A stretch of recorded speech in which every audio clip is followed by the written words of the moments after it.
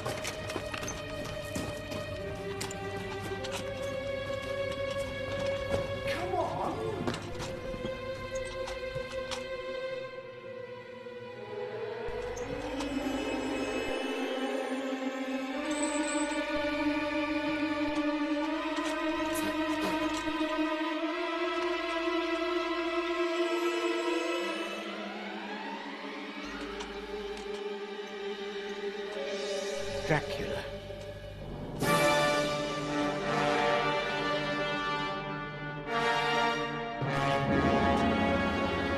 Scenes such as this became familiar to millions of cinema goers the world over in the late 60s to early 70s as Hammer unleashed its unique brand of Gothic horror onto the big screen. Actors such as Christopher Lee, Peter Cushing, Oliver Reed breathed new life into the genre as Hammer captured the imagination of a public eager for the resurrection of macabre cinema. Join us as we enter the world of Hammer.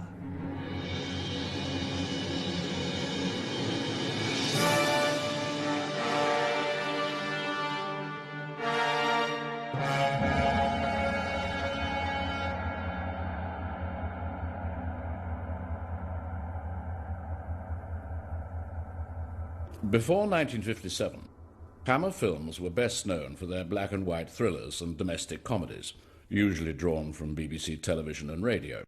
Even one of their biggest successes, the science fiction classic The Quatermass Experiment, was drawn from the BBC television series of the same name.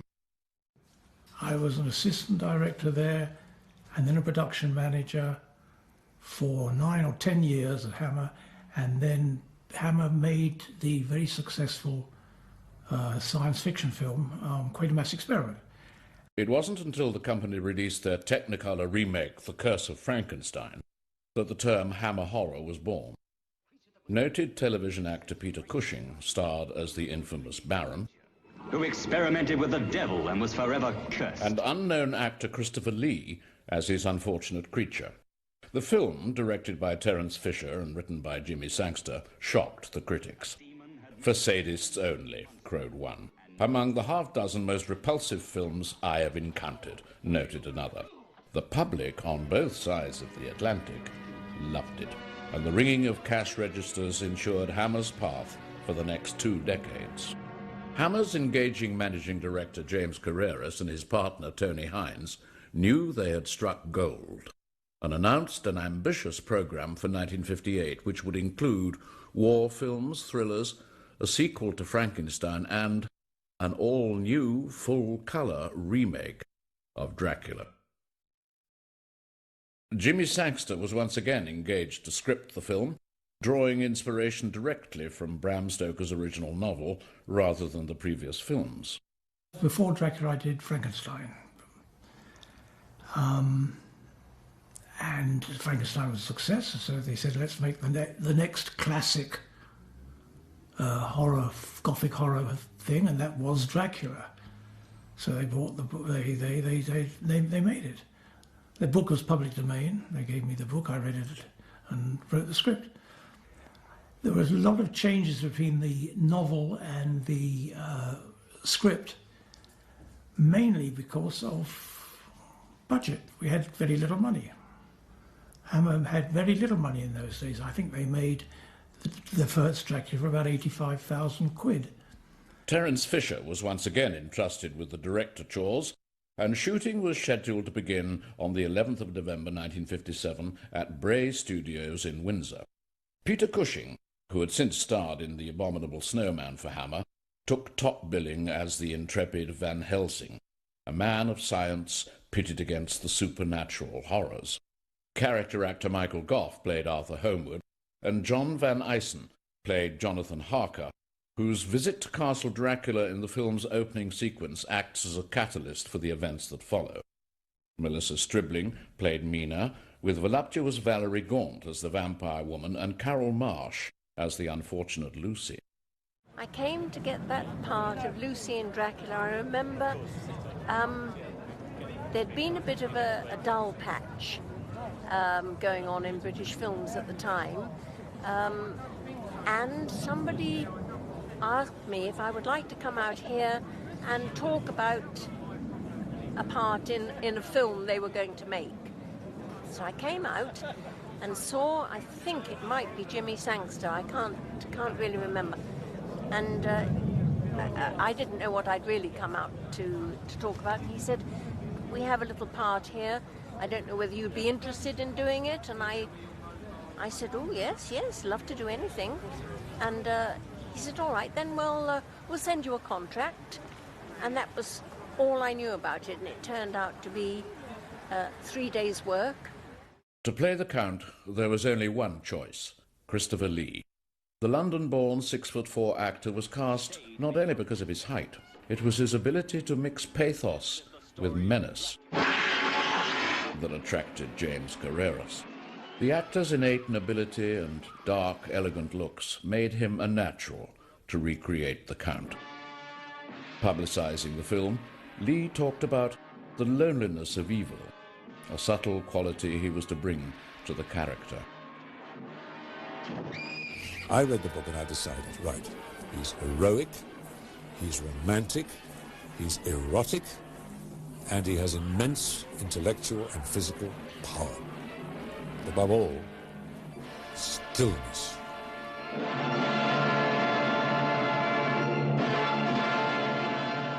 From the moment he descended Bernard Robinson's staircase, Lee's aristocratic Count dispelled any lingering memories of Bela Lugosi and introduced a Count as charismatic and handsome as he was dangerous. Fisher deliberately emphasized the romance of the vampire myth and stressed the eroticism of the Count's attraction. Lee is first and foremost a sexual predator, a demon lover, whose power over the hapless Mina rests as much with her compliance as his irresistible will. Hammer's female victims would welcome the undead embrace, not resist it.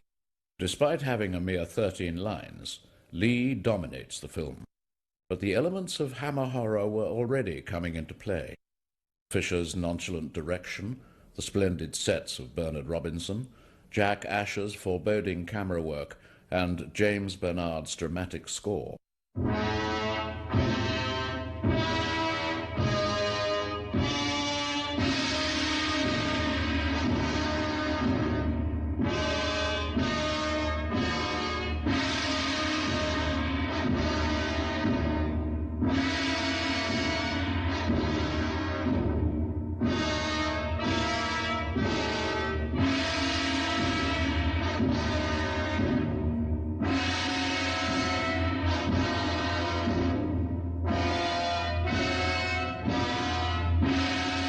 Peter Cushing proves a worthy adversary.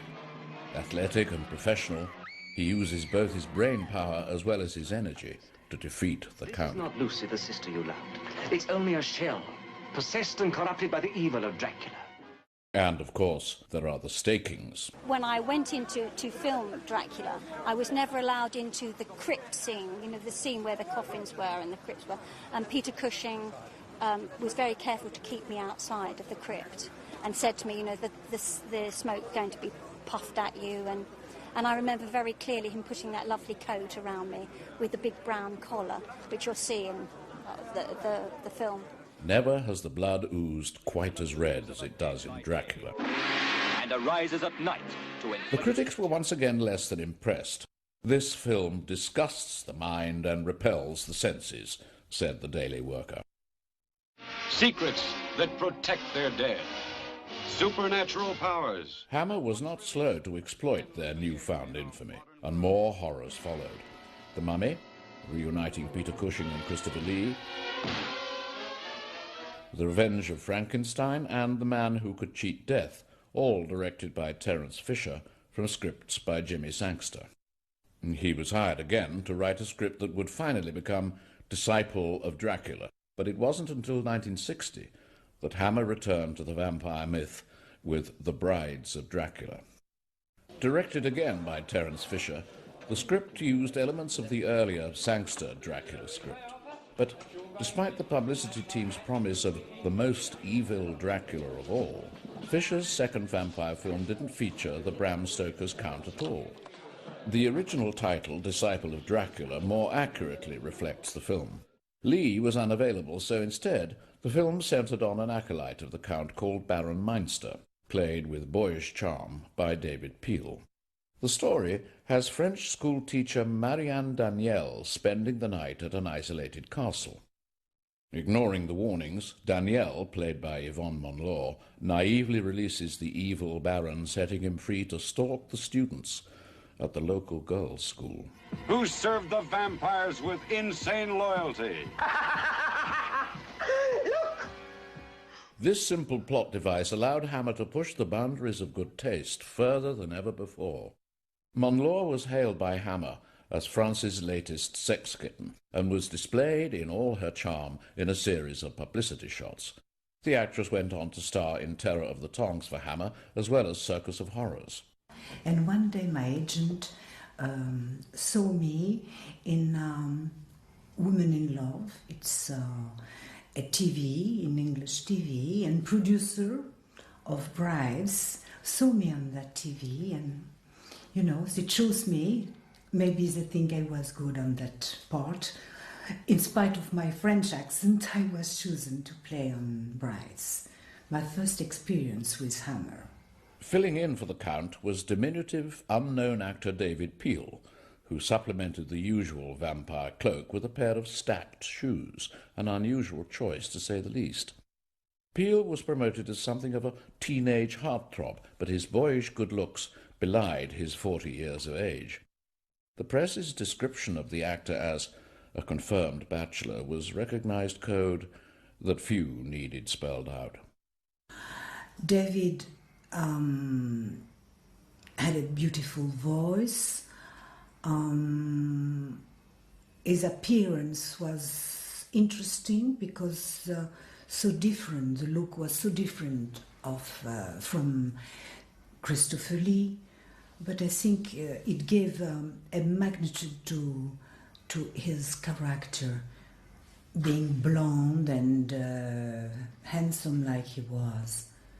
Peter Cushing was reluctant to return as Van Helsing, but a Dracula movie without either the Count or his adversary was unthinkable, and the script was gradually whittled into an acceptable shape.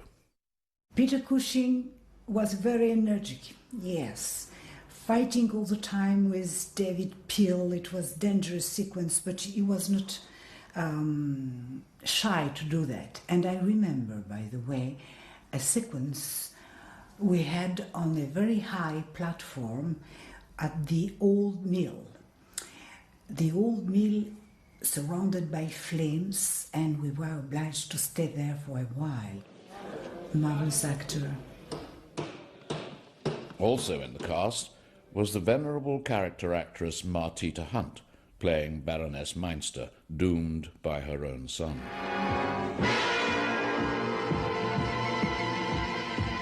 The cackling Frida Jackson, playing the family servant, creates one of the film's most memorable sequences at the birth of a fledgling bloodsucker. The result of their efforts is arguably the finest of Hammer's horror movies. It looks superb. Jack Ash's photography was never better, the acting is flawless, and, script aside, it offers a lingering glimpse into a lush, erotic and chilling twilight world that Hammer would never quite recreate. The Brides of Dracula also shows Terence Fisher at the very height of his powers. Always hating the word horror, he preferred macabre. Fisher had settled happily for a late career in Hammer Gothics. Universal Pictures were particularly impressed with the film and immediately started negotiations for a new Dracula project, provisionally titled Dracula 3. Hammer, meanwhile, were busy recycling classic monsters into new Technicolor horrors, the likes of The Curse of the Werewolf, The Phantom of the Opera, and The Old Dark House, all flowed through Bray Studios, but the company did not allow the vampire to rest for long. It was left to Tony Hines, under the pseudonym of John Elder, to recycle the script of Dracula 3 into an altogether new project. Instead of Dracula, Elder introduces another offshoot of the vampire clan, Count Ravna, in Kiss of the Vampire. The story is simplicity itself. From his castle in the Bavarian Alps, Ravna spies the arrival of English newlyweds, the Harcourts, played by Edward de Souza and Jennifer Daniel. Jennifer Daniel had a muff, a huge muff, turn of the century clothes and everything, looking very pretty. And through this muff, I had to hold a piece of wire which was attached to a Victorian brass light switch which was on the dashboard. That was the ignition switch. And I had to surreptitiously under the muff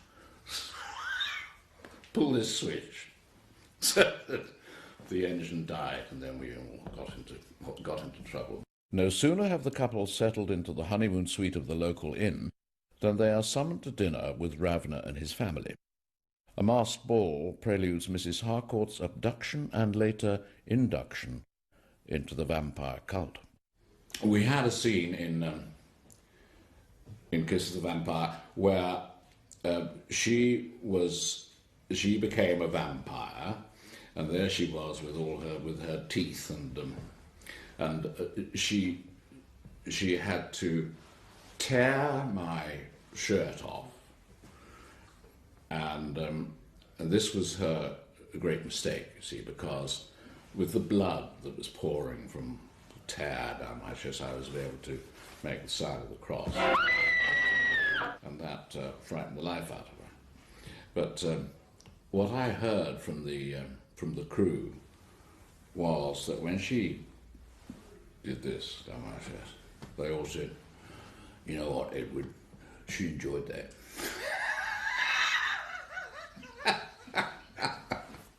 Elder now fashioned a vampire tale without Peter Cushing.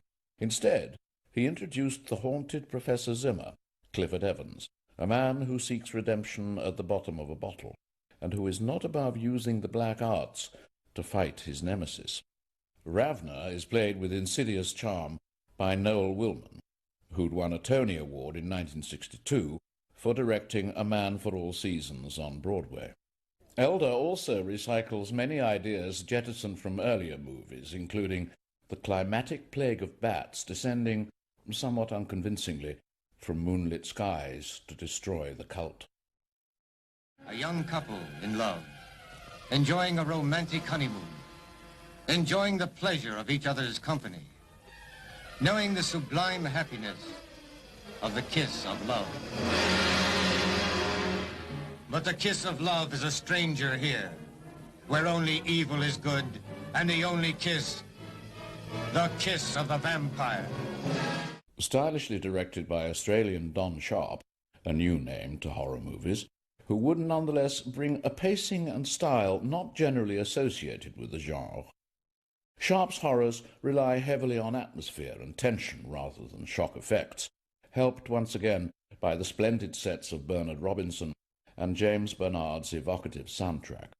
Filmed in the autumn of 1962, Kiss of the Vampire was not released in the UK until January 1964, where it was sent out on a double bill with the Hammer thriller Paranoiac. Everybody wanted to work for Hammer. And when I got Phantom of the Opera, everybody was very cross with me, indeed, because they all wanted to be in it, of course. But well, it wasn't for them; it was for me. And as I said, mercifully, the costumes still fitted me when I did because of the vampire, because it was set at the same time. Bray provided the location for the long-awaited return of Dracula in the 1965 film Dracula, Prince of Darkness. Christopher Lee was back as the Count, complete with the first appearance of the infamous red-lined cape. Lee had been tempted back to the role by a contract which guaranteed a second leading role as Rasputin, a film directed by Don Sharp and shot back-to-back with the Prince of Darkness using the same principal cast and sets. Economy rather than style was Tony Hines' watchword, and the two Lee films would form a quartet, with two minor horror films also shot back-to-back, The Plague of the Zombies and The Reptile.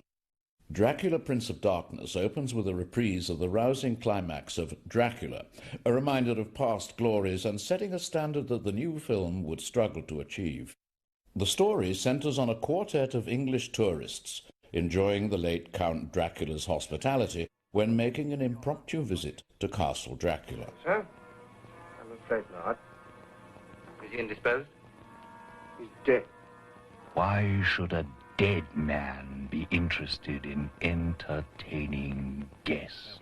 When one of their number, played by Charles Tingwell, is butchered by the manservant Clove, the bloodletting signals not only the Count's revival, but a new age in full-blooded violence for Hammer. Christopher Lee was reportedly unhappy with his dialogue, and the once majestic Count is rendered more or less mute, reduced to a series of snarls and hisses. Lee's screen presence is not diminished by the passage of the years, though his Count now has discreetly greying temples. If the actor's impact is lessened at all, it's by keeping audiences waiting nearly 50 minutes before his first appearance. Dracula is confronted by a rifle-touting monk played with gusto by Andrew Keir, one of Hammer's most reliable character actors. This was Fisher's last vampire film, and with Hammer hiring new and younger directors, his influence in the studio's output would gradually diminish over the next few years. The ever-reliable Thorley Walters played the simple-minded Ludwig, a character closely modelled on Bram Stoker's Renfield, one of a number of references lifted from the original novel. Francis Matthews, from The Revenge of Frankenstein, and Susan Farmer, from The Devil Ship Pirates and The Scarlet Blade, made up the quartet. The highlight of the film was arguably the transformation of the mousy Helen from repressed battle axe to sexual siren. The natural redhead Barbara Shelley was Helen. She recalled later that she played the part like a raging Greek fury. But I have to say that, dear Barbara, there's a scene where I have to put a stake through her heart. And I decided that to take the curse off it, I would do it very ordinarily when the monk says, Domine non sum dignus. Domine non sum dignus. And I treated it like when they speak Latin, priests, it becomes very ordinary for them because they say it so often.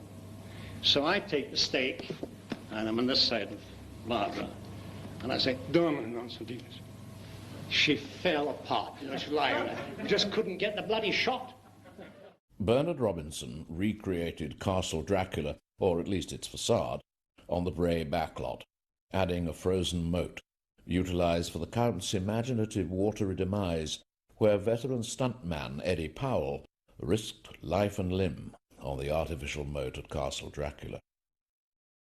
Released as part of a double bill with The Plague of the Zombies, Dracula, Prince of Darkness proved there was still life in the character yet. Hammer would ensure that audiences were not kept waiting as long for the next installment. Dracula Has Risen from the Grave also marked the first of their vampire films to be shot away from Bray. James Carreras felt that they'd outgrown the little studio and had moved the company to a temporary base at Pinewood. It wasn't only the studio that was different. This was also the first Dracula not directed by Terence Fisher, who'd broken his leg in a road accident just prior to shooting. Oscar-winning cameraman Freddie Francis took the director's reins.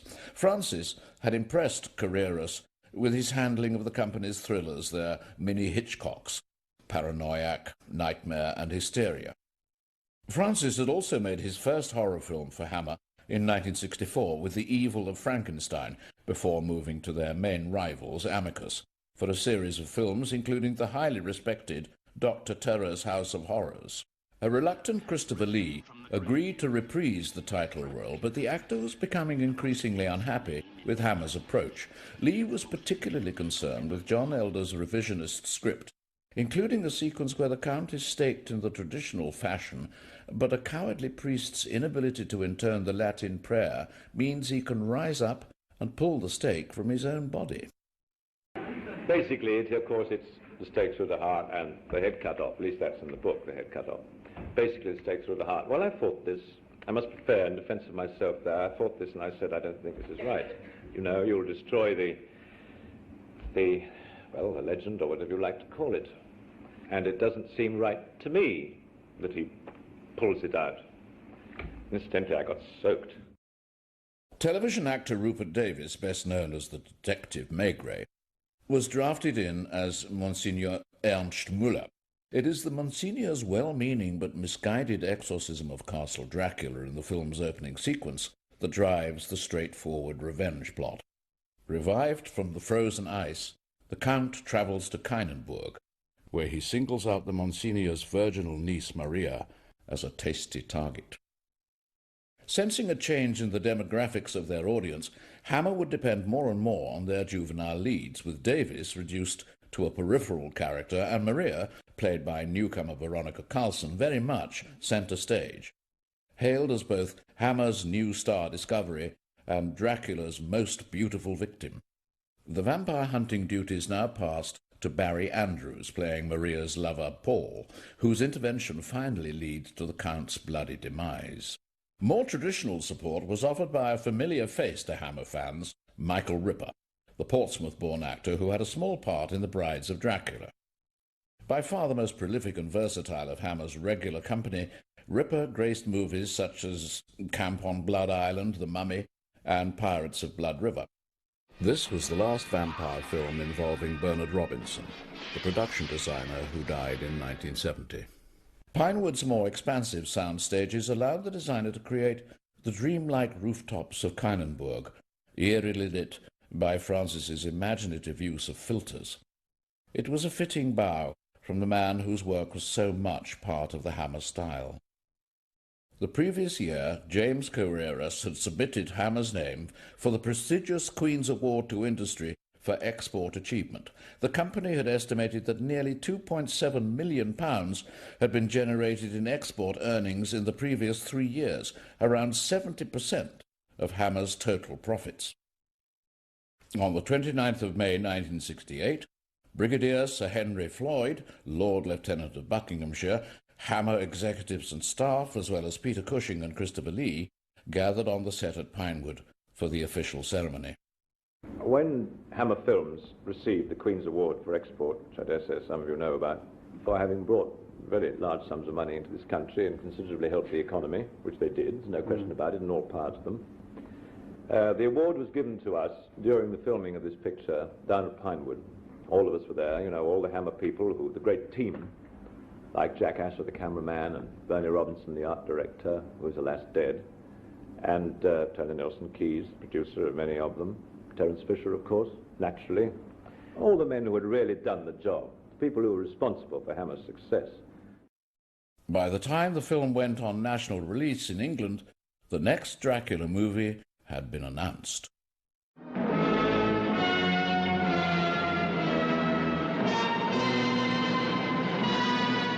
Dracula has risen from the grave.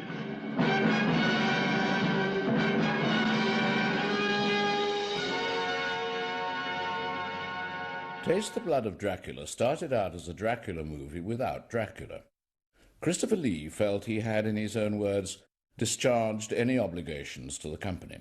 The actor instructed his agent that he would not be appearing in any future Hammer Dracula film unless they guaranteed him a percentage of the American gross.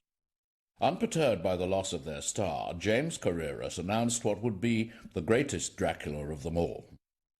Tony Hines, writing as always as John Elder, introduced audiences to Lord Courtly, a depraved English aristocrat whose predilections for the dark side were intended to dispel any memories of Dracula.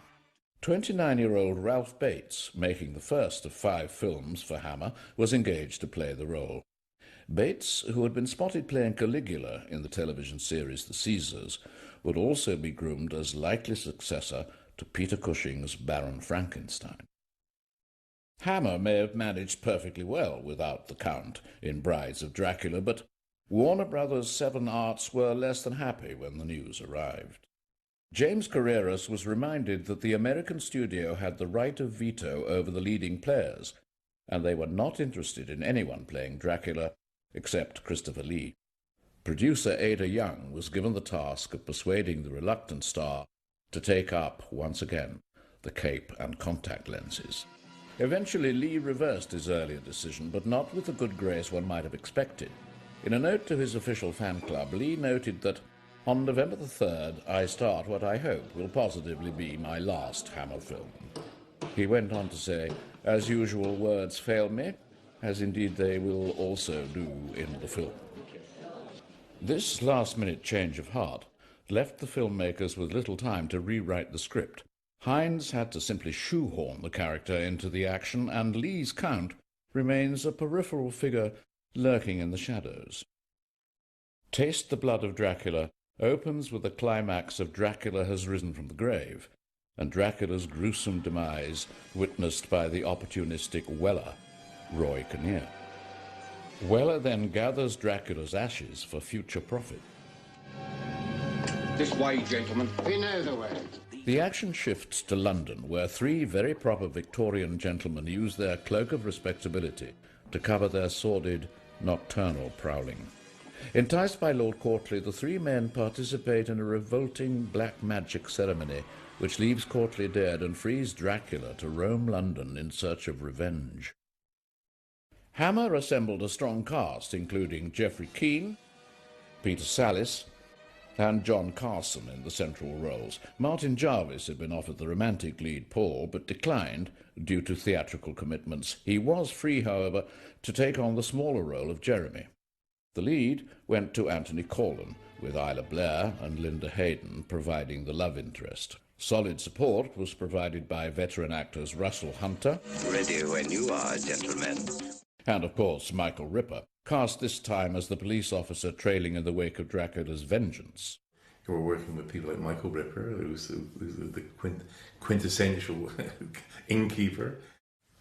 Michael Ripper, I believe, has made more Hammer films than any other actor on earth. And as Hammer films no longer exist, he will hold that record forever. To direct the film, Carreras hired Peter Sasdy, a Hungarian immigrant. By the time he came to Hammer's attention, he had over 100 television shows to his credit. The scenes involving Victorian sexual hypocrisy were undoubtedly the highlights of the film. With Christopher Lee's earlier misgivings proving well-founded, Dracula becomes a shadowy peripheral figure, reduced to counting off his victims one by one. The mature approach was slightly at odds with the film's marketing in the UK, where the tagline became "Drink a pint of blood a day," an unsubtle play on the Milk Marketing Board's well-publicised slogan, "Drink a pint of milk a day." Released on a bill with Hammer's thriller Crescendo, the film was successful enough to ensure that a sequel was pushed into preparation.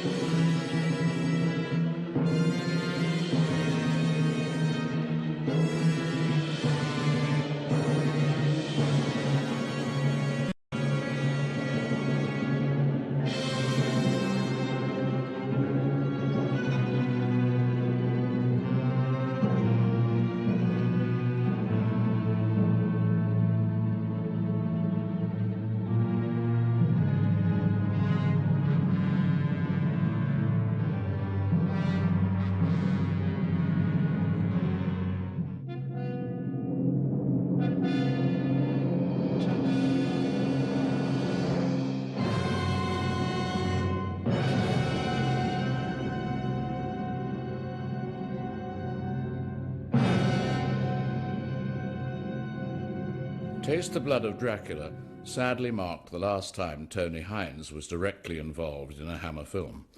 Hines would continue to write his John Elder scripts from time to time, but his decision, effective from May 1970, severed another of the company's links to its past. The next film in the Dracula series finally broke the loose continuity that had existed since the original film.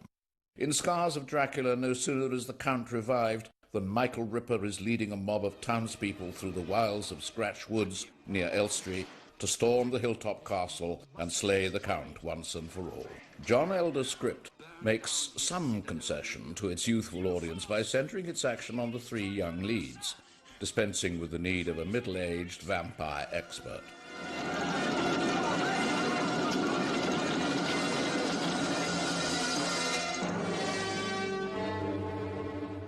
Christopher Matthew plays Paul, whose unrestrained libido finally leads to his downfall in Dracula's castle. Dennis Waterman, who would find enduring fame in television shows like The Sweeney and Minder, plays his more down-to-earth brother. Jenny Hanley, amongst the more fetching of Hammer's starlets, provides the glamour, but her performance was hampered by some rather poor dubbing. Dracula's reliable manservant Clove is on hand to protect his master during daylight hours and cackle and cower at appropriate moments. You must get away too. Now. Dennis Waterman, I'd known him for quite a time, actually, because we'd both done plays at the Royal Court, and he was about 18 then. And then I was cast as his younger brother in Scars of Dracula. And we got on very well, actually. And I'm very fond of him.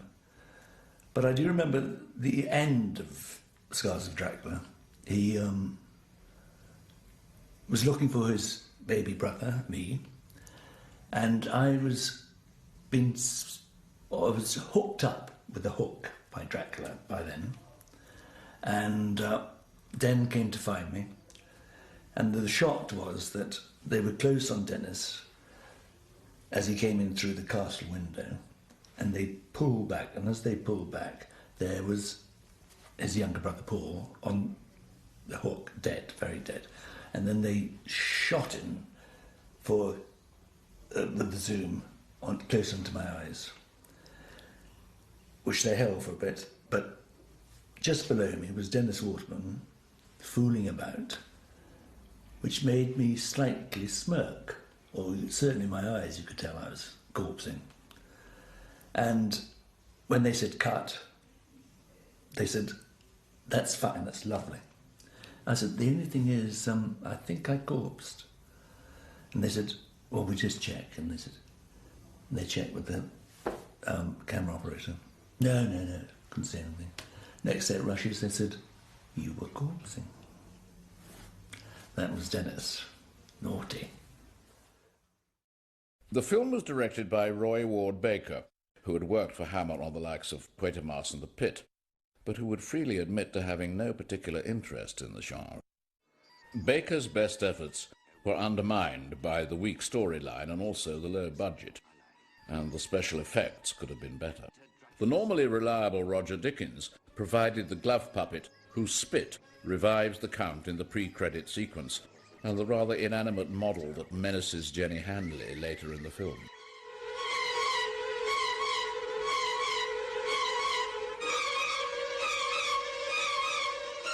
Matthews happily bed-hops his way to Castle Dracula, negating the little atmosphere Baker had managed to create. Anushka Hempel is not only played a vampish vamp, she is incredibly beautiful and very sexy lady, and still is, I believe. And I had a scene with her, which was a love scene in bed with her.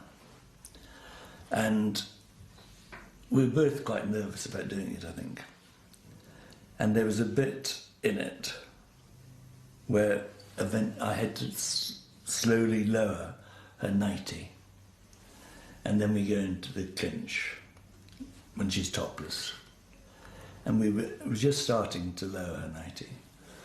And she suddenly goes, "No, I'm sorry, I'm not doing this. It's not necessary. And Roy Ward Baker came, who was directing it, by the side of the bed, and he said, "But Anushka, you agreed to do this. Weeks ago you agreed to do this. You knew there was this bit of nudity in it." And she said, "Well, it's gratuitous. There's no need to. Absolutely no need to." And I've spoken to Chris, and he totally agrees with me. I went, I was so disappointed. I've been looking forward to it for weeks, and so did the crew. Released on a double bill with Horror of Frankenstein, an ill-judged attempt to reinvent the Frankenstein series as a comedy, the result could be described as disappointing. The critics, never kind at the best of times, were vitriolic. The New York Times offered one line, "Avoid this Dracula film like the plague. It's garish, gory junk." Sometime earlier, James Carreras told the Daily Cinema that people came to see Hammer films not for the monsters, but for the girls. By the time Scars of Dracula arrived in cinemas, Carreras had embarked on a series of films that was to take that statement to its logical conclusion. The Vampire Lovers was the first of what was loosely termed the Karnstein trilogy. Producer Harry Fine asked scriptwriter Tudor Gates to produce a treatment and formed a company called Fantal, with producer Michael Style to develop the property.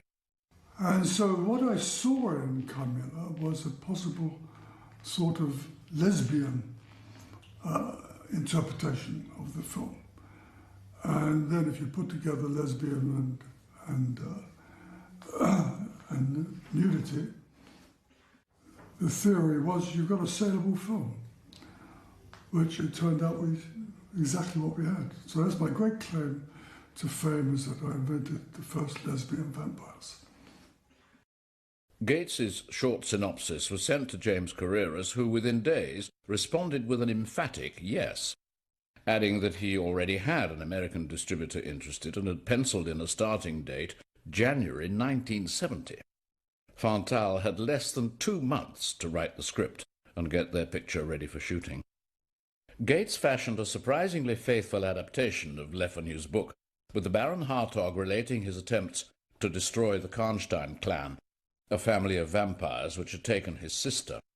Hartog recalls his failure to locate all of the tombs. A little later, the beautiful Marcilla is offered shelter by an old friend of the Baron's, General Spieldorf.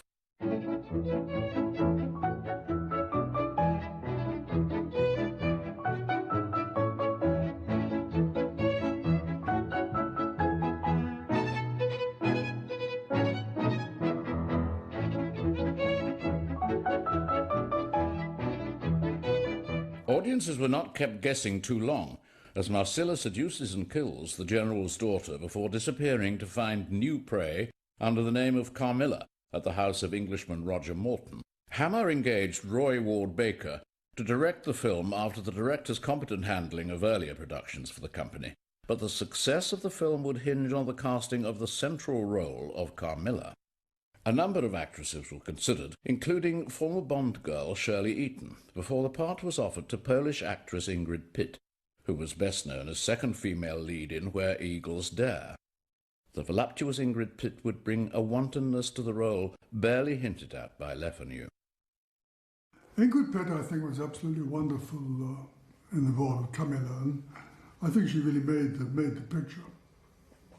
And went on to be the big Hammer drama queen, of course, because she had that strange ethereal quality. You know, you could believe that she wasn't real, if you know what I mean. And she was very beautiful, and she did all the nudity and sex scenes with enthusiasm. So that was everything that we wanted. For the first time, Hammer was free to use full frontal nudity, and the emphasis was very much on breast rather than blood. Ingrid Pitt said in her autobiography, "I'd never done the full frontal bit before, but I was proud of my body and not too reluctant to show it." The British censor John Trevelyan was actively opposed to this new-look Hammer. In a letter to the producers, he stated, "We have always been strongly against a close association between horror and sex, especially when horror includes sadism and brutality." But by then it was too late. The film was already shooting. Despite assurances from James Carreras that Ingrid Pitt would be the first exciting new star of the new decade, AIP insisted that the film feature a recognised Hammer name. Peter Cushing was a late addition to the mix as General von Spieldorf. For once, Cushing was limited to a peripheral role, watching as Baron Hartog stalks the vampires. But at least he's given the honour of the final decapitation. Hartog was played by Douglas Wilmer, a classically trained actor. Supporting the leads were experienced actors such as Kate O'Mara from Horror of Frankenstein and Ferdy Mayne, who played a Dracula figure in the Hammer send-up film Dance of the Vampires. The vampire lovers, perverted creatures of the night, find their victims everywhere.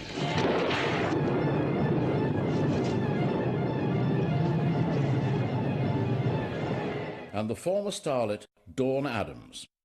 George Cole played Morton, with Madeline Smith playing his virginal daughter Emma. An unnamed man in black appeared like death on the outside of the action, played by John Forbes Robertson. Well, I can remember now that I was on a horse. I love horses anyway. And the first shot was a long shot of this character on a horse. And he laughs at the audience. And when I came down into the place where they were all eating, because it was quite a way away from where I was, Peter Cushing, lovely, lovely actor, said to me, "John, how did you get that horse to stop doing what he was doing?" So I said, "I shouted at it." He collapsed, he laughed so much, but it was true, I had. You know, just stand still.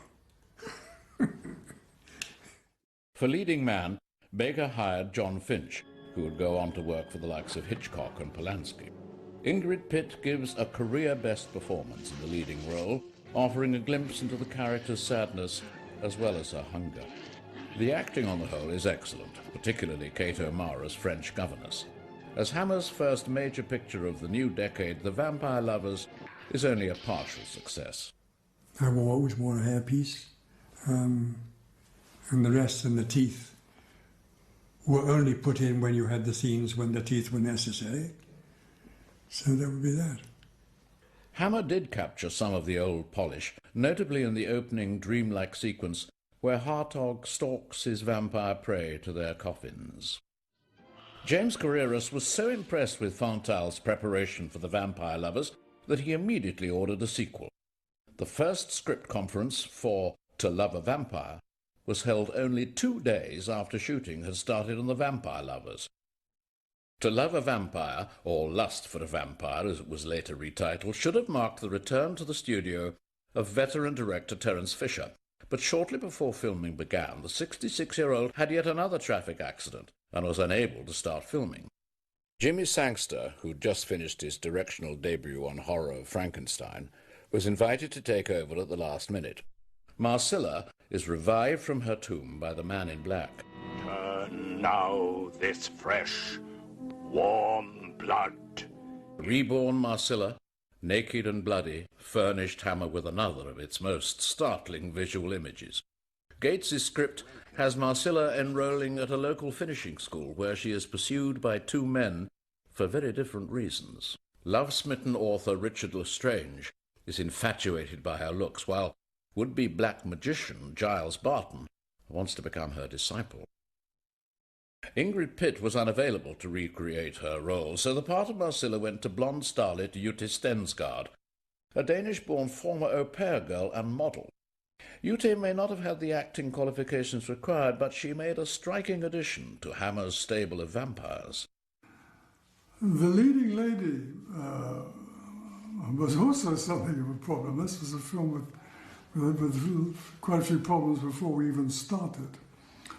And this was one of those times when we were introduced to gorgeous young ladies who were friends of the distributors or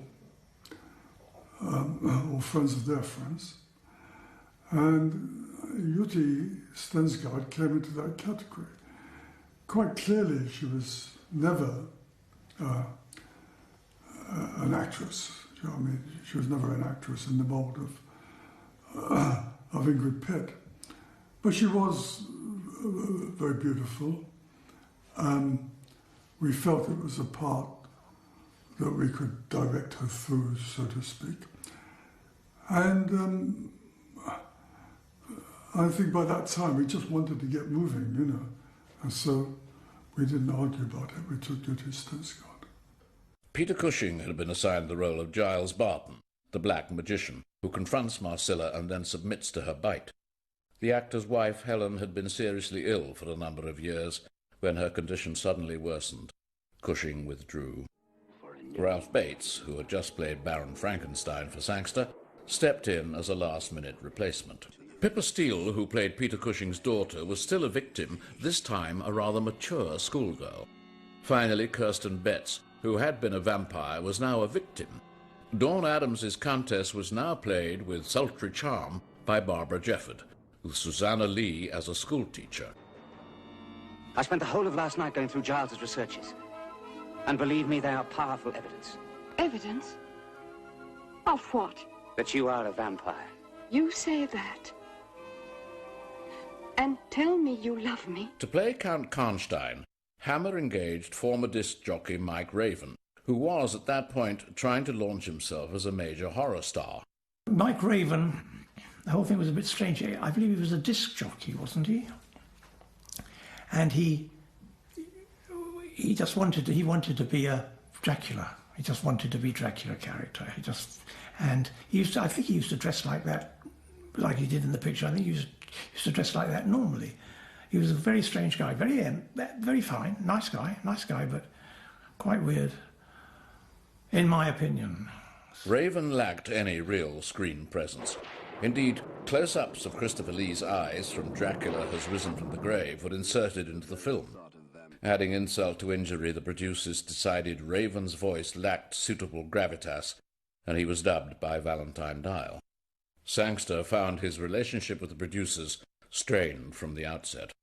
I remember the first day of shooting, there was this shot of a carriage, coach and four, coming into the castle courtyard interior, and it came thundering in. I photographed it. I said, lovely, print that. And a voice from the back said, oh, we can do better than that. I looked around and it was Michael. It was fine. No, it wasn't. It was Stiles, Michael Stiles, the producer, shouting out, we could do better than that. So I said to him, and I'm going to use a rude word here, I said to him, you can do better than that? You shoot the fucking picture. And I walked off. I mean, and I said in my book that I wrote later about this incident, producers are perfectly entitled to say what they like about the directors. They employ them, they're paying them, the director's using their money and everything, but you don't do it on set in front of the whole crew on the first day of production. So after that, Michael never went on the set again, and I don't think I spoke more than 3 words to the producers the entire show, and couldn't wait to get off. Fine and Style would oversee the daily activity, and it was the producers who decided to introduce an inane pop song over an already inept love scene. There's a song in Lust for a Vampire, which I knew nothing about, because as soon as I'd finished shooting, I scarpered off back to America, because they didn't want me in the cutting rooms any more than I wanted to be in the cutting rooms. And then I was back in London 4 or 5 months later, and I was having a boozy lunch with Ralph Bates, and he said, oh, the movie's on down the road, do you want to go see it? Because he hadn't seen it either. I said, oh yeah, let's go see it. So we went. It was the Odeon in Hammersmith, I think, somewhere like that. And we sat in the front row of the circle. The cinema was empty. And the song came on. Love me. Silently stealing, so concealing, 2 hearts suddenly feeling. And we both slid down in our seats. I've never been so embarrassed in my life. I only want to serve you.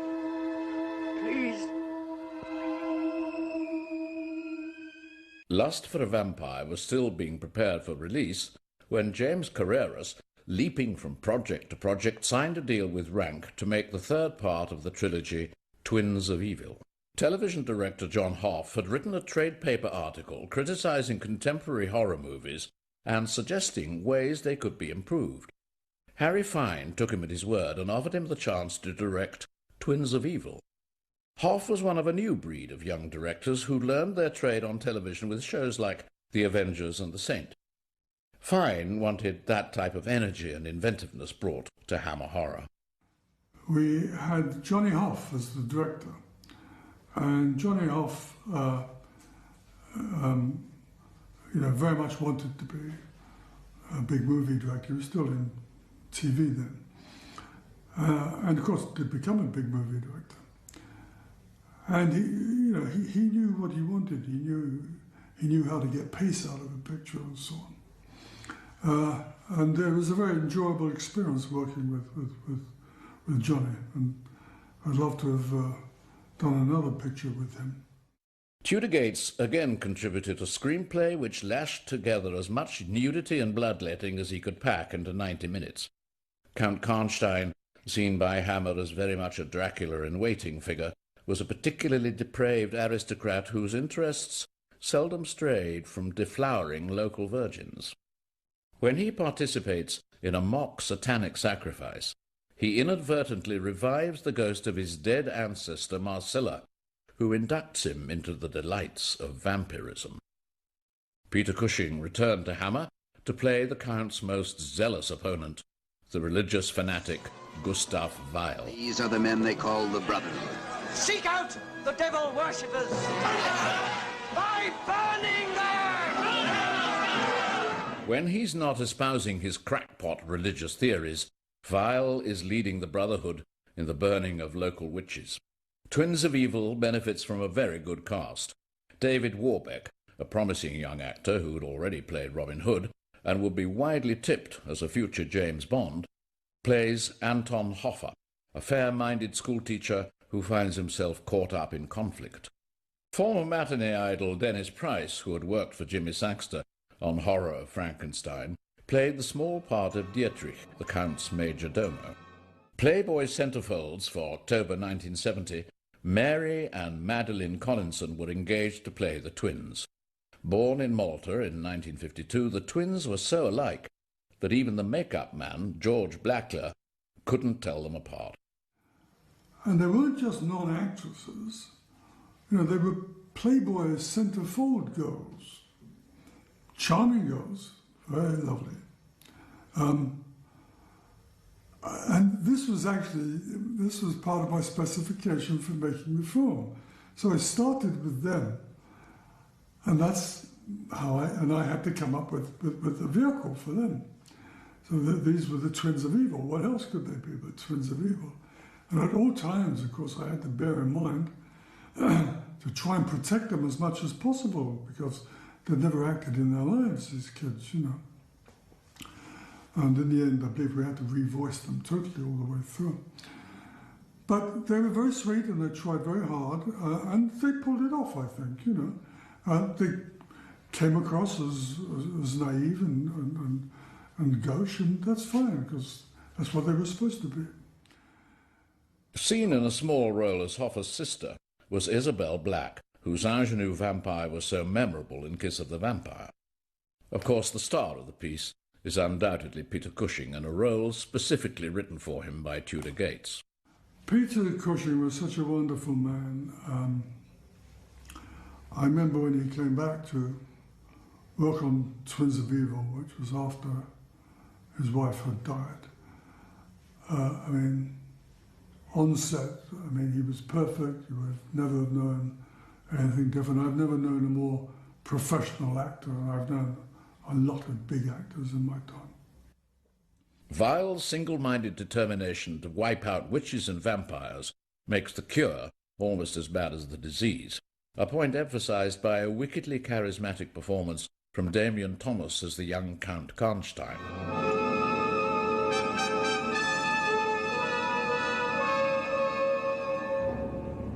You will be Maria now, unsuspected. good and kind. Think of the havoc you can cause. I thought that the Constein that we picked for Twins of Evil was excellent. His name was Damien Thomas, and he was a real actor.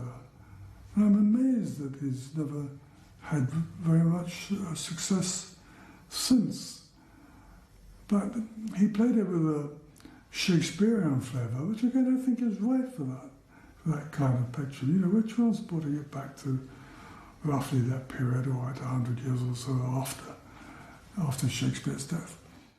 Twins of Evil offers graphic violence in the shape of axe murders, stakings, burnings, and a well-realized decapitation add to the comic book feel, helped by a pulsating soundtrack by Harry Robinson.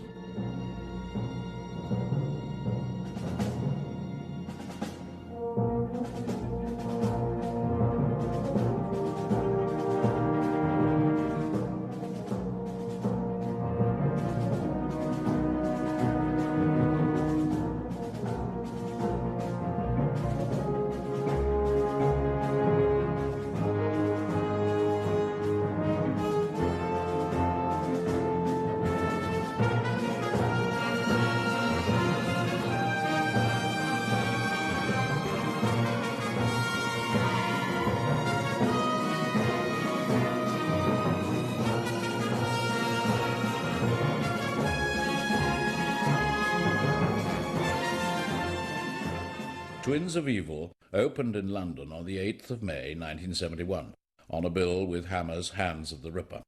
Universal cut most of the nude scenes out as well as much of the violence. Despite the cuts, the critics for once were impressed.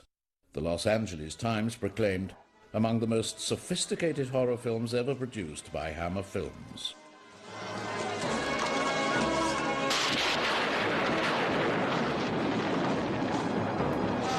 Twins of Evil.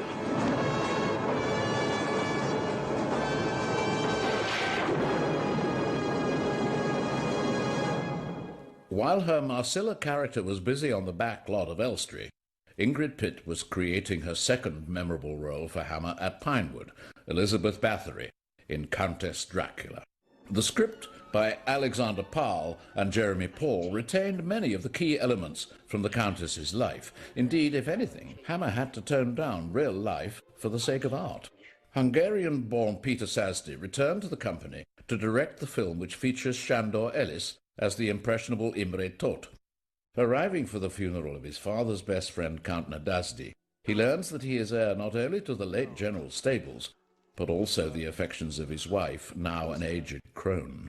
Ingrid Pitt, unrecognizable under Tom Smith's makeup, soon discovers the restorative qualities of Maiden's blood, and enlisting the help of servants Captain Doby and Julie, played by Nigel Green and Patience Collier, embarks on her reign of terror. Pitt looked suitably wizened as the aged Countess and coquettish as her glamorous alter ego. Shandor Ellis, who had previously starred in Evil of Frankenstein, made a charmless leading man. Say it, lovely.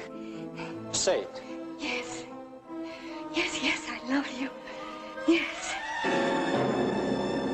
By contrast, Leslie Ann Down, who had a brief role as the Countess's real daughter, would soon find small-screen stardom in Upstairs, Downstairs. For once, the film was approached with a straight-faced sincerity that ran counter to pure entertainment. The slow-moving narrative may have been true to the spirit of biography, but the film really needed an injection of pace and action to get things going. The end result was neither historical epic or Hammer horror, and satisfied no one.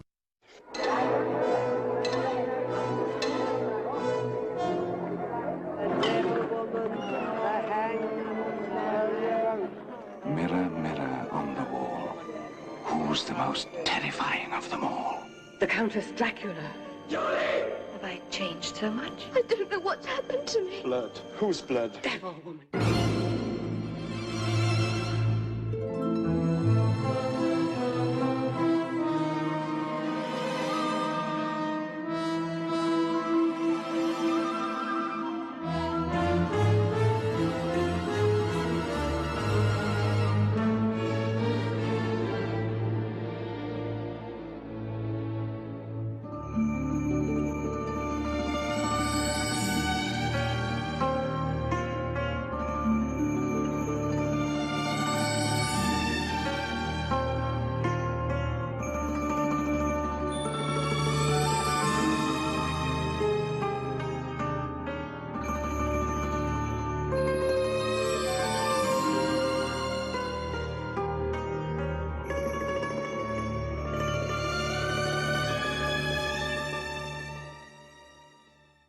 By the time Hammer came to make Vampire Circus, Michael Carreras had taken over as managing director, and James was already making plans for his retirement. Director Robert Young was contracted to shoot neither the sea nor the sand for Hammer, but the company had problems raising the money, and the option was allowed to lapse. Young, who had no previous experience in features, turned his attention to the Vampire Circus project. It was Young who suggested the producers use real animals, panthers and leopards, for the transformation scenes. It was the famous circus family, the Chipperfields, who provided the animals. There was no budget to hire star names, so Carreras and Stark had to resort to a largely unfamiliar cast. Robert Taman as the Count and Thorley Walters did impress as the befuddled burgomaster. Pop star David Essex had been tested for the role of Emile, but lost out to Anthony Corlin from Taste the Blood of Dracula. All time. All. Lawrence Payne played Professor Miller, and Dave Prowse, who had already featured as the Frankenstein monster for Hammer, was among the circus acts, as was future Doctor Who assistant Lala Ward. It's a Hammer regulars thing, you know, we're all there. It was good. It was a good cast. And then of course they brought in the speciality acts like Melissa Vitch or something like this, who played who did the Adagio, the nude Adagio scenes. Once again, I think it was beautifully shot and wonderful scenes of these, you know, of this lady, how she, as I said, morphed into, you know, morphed from one thing into another. It was incredible. Your child is missing. Your child is missing.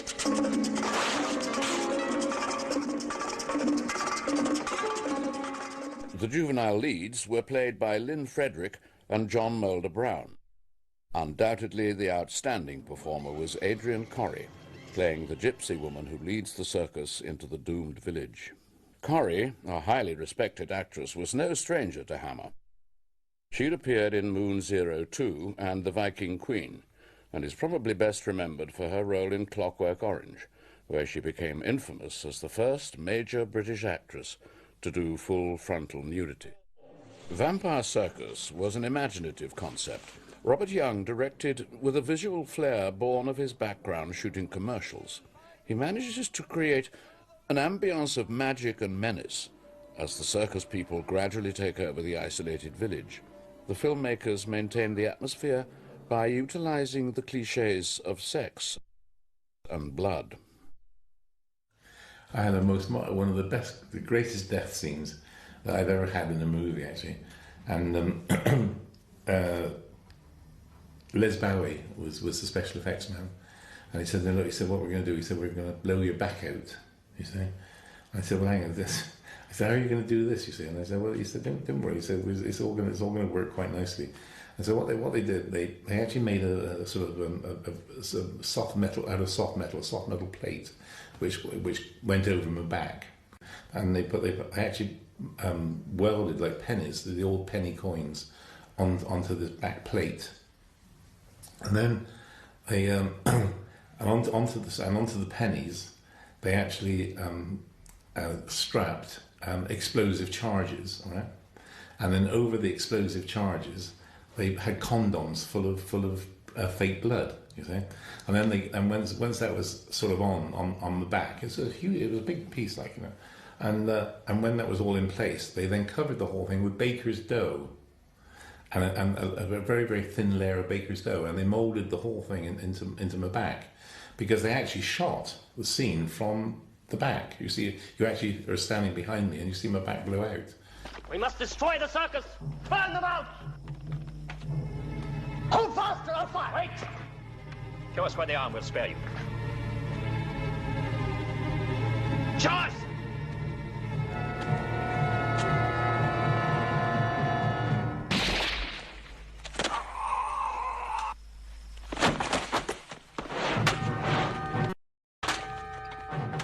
Young had requested more time to shoot some additional scenes, but with money tight, Hammer closed the production down, and the director was left to make the best of it in post-production. The market had changed, and Hammer was struggling to cope. I didn't get any inkling that Hammer was going downhill. I think the demise of Hammer came with future movies, because they started going into things like lesbian vampires and vampire lovers and things like this. And I think there's the Hammer appeals to a particular section of the public, and they are the gothic horror lovers. If you're going to do a Hammer film, it's got to be gothic horror. With the relative failure of their recent films, Hammer went back to what they did best: Dracula. I have returned to destroy you. The box office success of AIP's contemporary Count Yorga films did not go unnoticed when Hammer planned the resurrection of their most famous creation, announced as Dracula Chelsea, then Dracula Chelsea 1972, eventually going before the cameras as Dracula Today. The film's final release title would be the much more evocative Dracula AD 1972. The idea of placing the Count in a contemporary environment was hardly new. Stoker had, after all, used it. Hammer's Count had always been located well and truly in Victoriana, and the company were less than confident about the move. Don Houghton's screenplay reaches an uneasy compromise by having Dracula's movements restricted to a crumbling 19th century church. And I remember, this is funny, maybe not so funny, well, it was after. I was having dinner that night. I was actually cooking dinner and jumped in my little mini thingy and drove off, sped off from the studio and looked behind me, and there was flashing light. I thought, oh no, because I was speeding, got stopped by the police. And then I was covered in this, and they looked at me. And they said, what has happened? I said, I know I'm speeding. They said, no, you're speeding, but what's happened to you? I said, oh, I'm all right. It's just blood, it's just blood. They said, what do you mean it's just blood? This was the police. I said, well, it's Kensington Gore. I've just been filming with Dracula. So they actually let me go with a caution, but I got off. Wouldn't do nowadays, I'm sure, but there you go. The film opens in 1872 with a rousing battle through London between Dracula and his nemesis Van Helsing, ending in the death of the two great enemies. The Count's ashes are secreted just outside the cemetery where Van Helsing is buried. September the 18th, 1872. 100 years ago to the day. Christopher Lee was persuaded, cajoled, and begged into donning the cape once more. The actor always claimed he took the role on as a personal favour to Sir James Carreras, partly in response to the suggestion that many people's livelihoods depended on it. Peter Cushing was once again back as Van Helsing for both the prologue and later assisting Scotland Yard come to terms with a Victorian menace in swinging London. Interviewed on set in 1972, Cushing said, "As long as these pictures make money, I will always do them if I'm asked." The best scenes in the film undoubtedly involved Lee and Cushing confronting each other across the desecrated church. Supporting the leads was young actress Caroline Munro, one of the last of Hammer's famous starlets. James Carreras famously spotted her on a Lamb's Navy rum poster and contacted her agent with the offer of a contract. I got the part in Dracula AD 72. It was kind of a bit of a fluke. I was doing a campaign in England. It was for a men's drink. It was a dark rum, and apparently Sir James and Michael Carreras had seen these big billboards. I did these big billboards in the 70s, early 70s. And it was Sir James actually that saw the poster. It was a big poster of me, and I was wearing a wetsuit with a knife. I looked a bit tough, a bit fierce, I suppose. Anyways, he used to travel up and down to Brighton, saw the big billboard, and he said, "Oh, I want to, I'd like to see her and get her to read." So I went in, did a reading, and they actually offered me a contract. So I was very lucky because I got to do two films with them, which was brilliant. Playing the ludicrously named Johnny Alucard was actor Christopher Neame, who could be glimpsed amongst the mob in Lust for a Vampire. The film also featured Stephanie Beacham as Jessica Van Helsing, the last in that noble line and the object of the Count's affection. Beacham would grace the likes of The Nightcomers and in Seminoid, but would find her real niche on television shows like The Colbys. Alan Gibson was hired to direct, having previously helmed the thriller Crescendo for Hammer, as well as working on the television series Journey into Fear. Denied the resources he needed, Gibson never really recreated the familiar Hammer style, or indeed carved a more modern Chiller. The soft drugs, trendy fashions, and self-consciously hip dialogue simply jar the audience.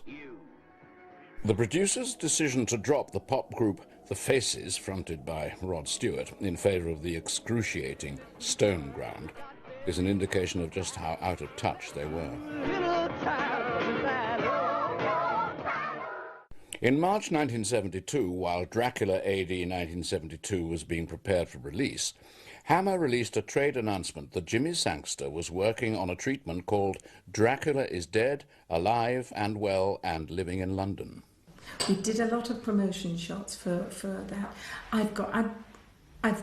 We all did them, so I suppose it was part of it. I suppose one did. Yeah, there were loads of pictures out there, a lot with Christopher, a lot on our own, so I suppose it's part of it, really. It's part of any film. You know, the promotion is what they're going to use to promote the film after, so it's important.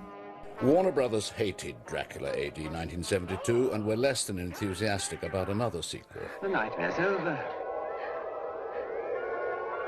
I don't think it is.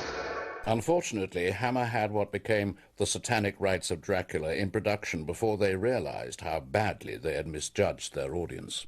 The film opens with a staged satanic sacrifice and some full frontal nudity before quickly shifting gear into a spy thriller where vampirism is treated as just another perversion of powerful men. Scotland Yard are called in to help British intelligence and are soon calling on the services of old friend Lorimer Van Helsing. The audience, of course, is already way ahead of the heroes. It is obvious that the reclusive tycoon at the centre of all this mayhem is none other than Dracula himself. Is that what you want, Count Dracula? A last blaze of utter horror and violence, ghastly annihilation of an entire planet. Is this your own death wish? Michael Coles, who played the Metropolitan Police's finest in Dracula AD 1972, My grandfather died fighting a vampire. returned to recreate his role. Joanna Lumley, in training for her future role as an Avengers girl, takes over from Stephanie Beacham as Jessica Van Helsing. Peter Cushing, of course, was on hand as the unfailing Van Helsing, but the film really belongs to Christopher Lee. It was his swan song in the role, and if the film is barely worthy of his talents, at least it's better than its predecessor. Lee is given the added bonus of some decent lines for a change. My revenge has spread over centuries and has just begun! The climactic battle with Van Helsing is almost like old times, and the Count dies a memorable death, plunging through hawthorn bushes only to be impaled on Van Helsing's stake. The first Frankenstein, you see, made this sensational and financial success that immediately Hammers decided to remake a Dracula picture in colour, and they cast Christopher as Dracula and myself as Van Helsing. It was just one of those things that came about. Christopher and I were always cast for these parts in Hammer pictures, that we have almost become a team, where now that I think our names separately mean something, but together they mean a great deal. So this is how I think this evolved. It wasn't a thing that was set out to happen. It just was one of those things that did occur, purely because of being used so much by this one firm. And I think there's about 7 Draculas, and I've only appeared in, well, it'll be 3 now, with the one that's coming up, because Christopher's played Dracula many, many times without me playing Van Helsing. The film was the last nail in the Count's coffin as far as Christopher Lee was concerned, telling Cinema TV Today, "I have no desire to make any more horror films unless they are good ones." He would be tempted back to Hammer for To the Devil a Daughter, but he had turned his back on his most famous role once and for all. Satanic Rites has some other memorable sequences, notably the genuinely creepy brides of Dracula chained in the cellar and the bloody staking of Valerie van Ost. The film opened in London with AIP's blaxploitation film Dracula, where it was met with the usual sneering reviews and little audience enthusiasm.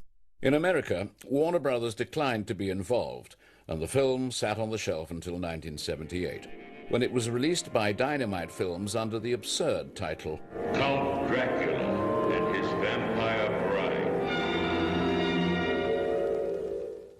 Their films now seemed quaint and old-fashioned.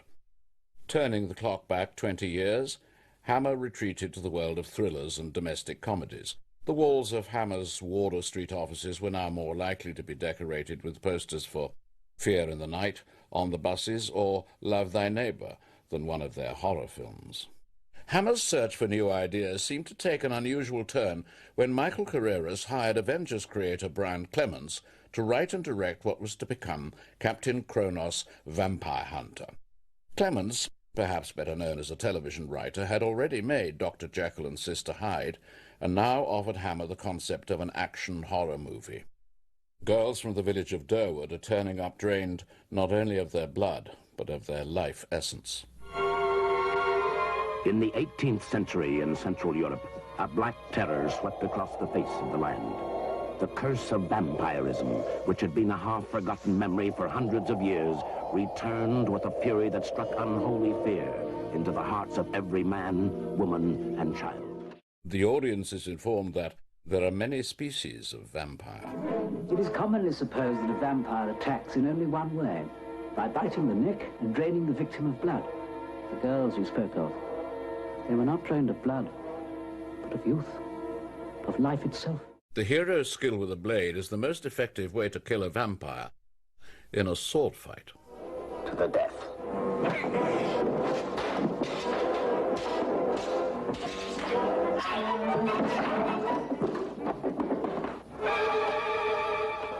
Yes, you bleed, my lord. This is God's blade.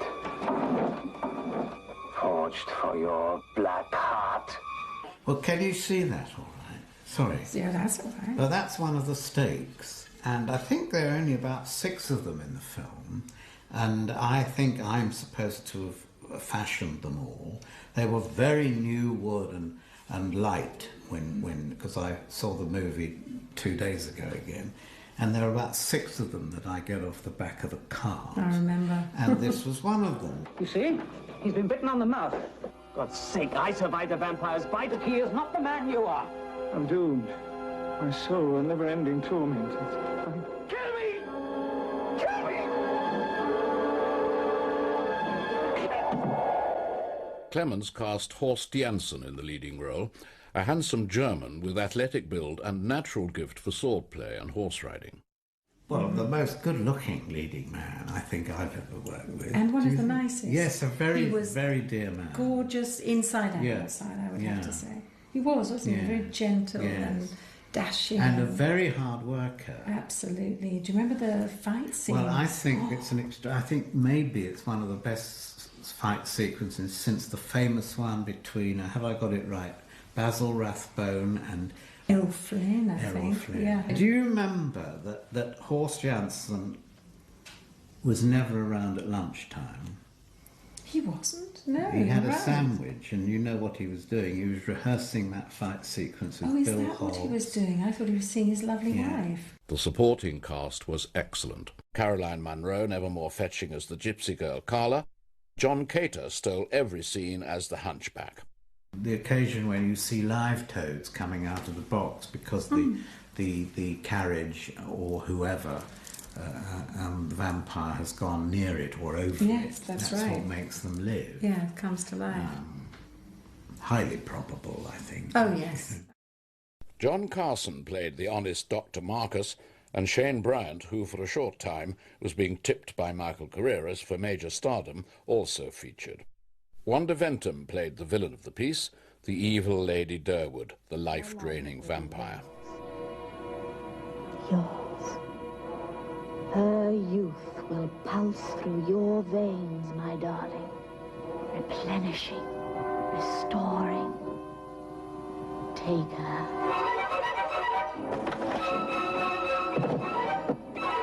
At your service, sir. Michael Carreras wasn't impressed. He felt the director had misjudged the tone, and although the film's ending was left deliberately open for future adventures, it wasn't to be. I mean, the end of the film, you think that Kronos and Gross are going to go on and solve dozens more. But they were. Had they going to do that? Oh, yes, that was the whole idea. I think Kronos meaning time traveller, and I think the whole idea was that they did. And it was in Germany, all these comics. Have you ever seen them, John? I have. I've got one. Somebody sent me one. Because they all went on. Yes. She wasn't left, or she came back, or she went off with them. I'm so sorry. I haven't seen another story. All I've seen is a comic which tells the story that, of our we're story, in. right? Yes. Oh no, they go on. They actually do go on, which would have been, I think, Brian wanted it to go on, which would have been wonderful, wouldn't it? Hammer was now announcing far more films than they were making. In a market glutted with horror films, Michael Carreras found he could not interest financiers in Hammer product. Amongst the many films that stayed on the shelf were Victim of His Imagination, Kali, Demon Bride of Dracula, and, perhaps most famous of all, Vampirella. Warner Brothers, the producers of Bruce Lee's first mainstream movie Enter the Dragon, had an open arrangement with Hammer over distribution of their Dracula films. The omens all looked positive. The legend of the 7 golden vampires looked at the outset to be a perfect match of Hammer's technical skills and Hong Kong's Shaw Brothers finance. The period setting was restored. Don Horton's script opens in 1804, with Carr, an Oriental disciple of the occult, who has journeyed to Transylvania to seek out his master.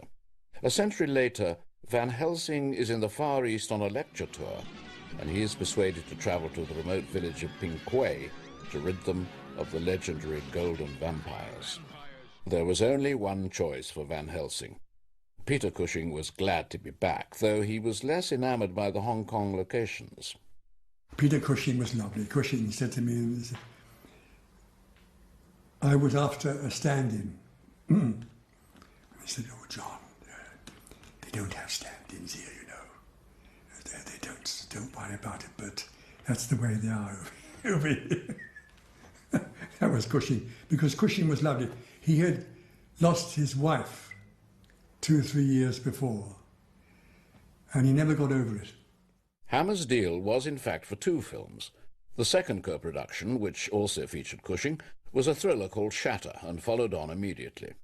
Amongst the Europeans in the cast, Hammer contributed the statuesque Julie Edge, whom James Carreras had dubbed the sex symbol of the 70s.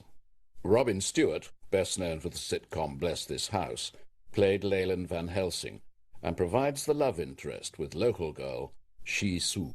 With Christopher Lee out of the running, the role of Dracula, seen only in the opening and climax of the film, went to John Forbes Robertson. But when I saw the 7 golden vampires, wasn't it? When you first see him, he arises out. I believed in it completely, and I believed when I was doing it utterly and completely that I was Dracula. When I appeared out of the coffin, you know, like that, and they put a plank behind, and I came up like that. I thought, Jesus God, he does look like a spectre. Shaw Brothers contract player David Chang, a martial arts expert rather than an actor, with a string of minor hits, took on the nominal hero role. The remaining parts were all filled by local Chinese actors. The film was shot entirely on location in Hong Kong by a mixed British and Chinese crew during October and December 1973, under the direction of Roy Ward Baker. Roy Ward Baker, lovely director. He had taken his own approach, which they found standoffish, and he wasn't standoffish at all. It wasn't the happiest of experiences for Baker, who found himself constantly at odds with the local technicians, and in the end, the fight scenes were staged without his participation. When I got there, I heard that he'd stirred up the Chinese. Lovely, lovely, warm director, but very professional. I think he wouldn't have suffered fools gladly. Peter Cushing, despite looking gaunt and frail, contributes an energetic performance, and the scene of the undead vampires rising from the graves gave some hope of better things to come, but it was not to be. The film was cheap and ineffective and proved once and for all that the Hammer era was finally over. The film did moderately well in Britain, and Warner Brothers felt it merited a release in less discerning parts of the world, but not the US. The kung fu craze was on the wane. The film was left on the shelf for 5 years before being re-edited and shorn of 17 minutes by Dynamite Entertainment and released as The Seven Brothers Meet Dracula. The Legend of the Seven Golden Vampires marked the last film Peter Cushing made for Hammer. It was also the last film James Bernard scored for them, and the last in a long and noble line of vampire films. As the 70s came to a close, Hammer was relegated to the world of the small screen, with Hammer's House of Horror. By the early 80s, Hammer had ceased to exist as a production entity, with only the occasional announcement of a new project to keep the brand alive. For its fans, Hammer remains a style, a genre, a familiar promise of something dark and deadly. The Hammer vampire film is dead, but refusing to lie down. They still live on in late-night movies, in DVDs, and in our imagination. They were taken very seriously, weren't they? I think I'm sure if you asked Lee the same thing. They all took themselves very seriously. They had to believe in what they were doing. And it's a period which can never come back. You'll never see it again like that, will you? You see, I think that's partly it. That's all I can think of. Long time ago. Distant memories.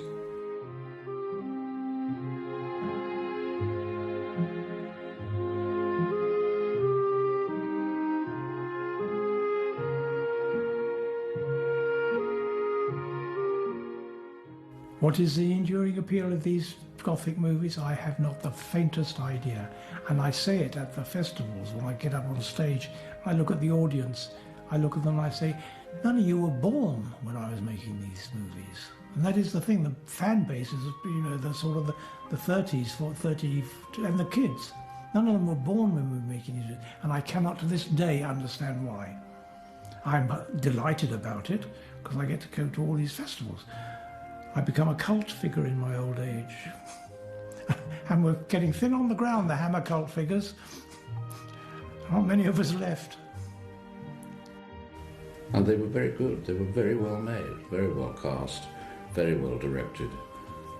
And anybody who was in them, like me, are very proud and pleased to have been part of them. So I don't know. I like to think that I contributed to it, whatever it was. But apparently, we did create a little cult of some sort, and I'm very proud that we did.